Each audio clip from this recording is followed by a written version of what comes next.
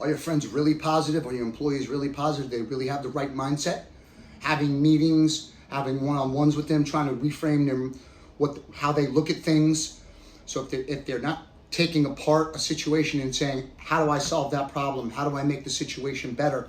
Then they could be one of the causes of that problem within your business. So you want to be careful of that.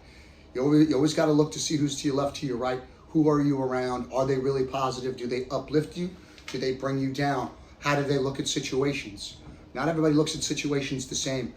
It could be that they just don't have the capabilities, the techniques to decipher and to tear apart a situation and correctly analyze it.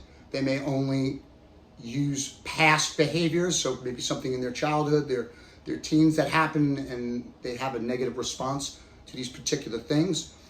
Not everybody can solve problems, think positively, right? So a negative thought could be, oh, it's so hot today, what a miserable day, right? As opposed to, what a great day. The weather's humid, but it's really nice out. Man, I'm happy to be alive.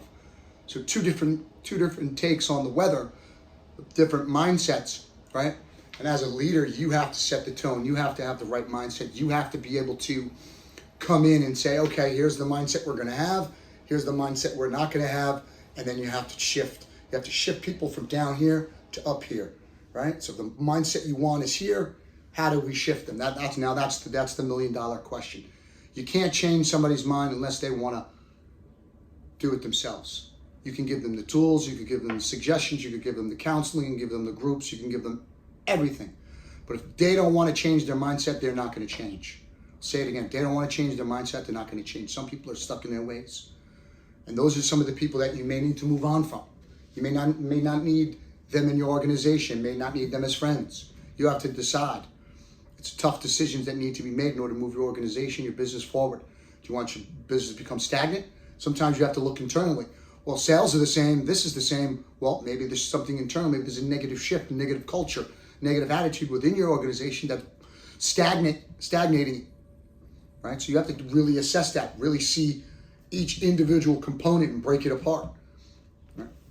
So if you decide that you want to try to change somebody's mind, which is, again, not an easy thing to do, you want to be careful about how you approach them. Is what you're going to tell them going to be helpful, right? How will they view it? How will they handle it coming from you? What's your relationship to that particular person before you go and speak to them, right? That's sometimes, something you have to think about.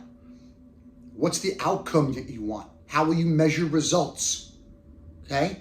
These are the things that you're going to have to think about if you're going to try to change somebody's negative mindset, try to change some of the culture that maybe has been infested with that negativity, right? The first step is to identify a negative mindset, someone that has a negative mindset. Maybe they're negative every now and then, or they focus on the negative aspect of something, okay?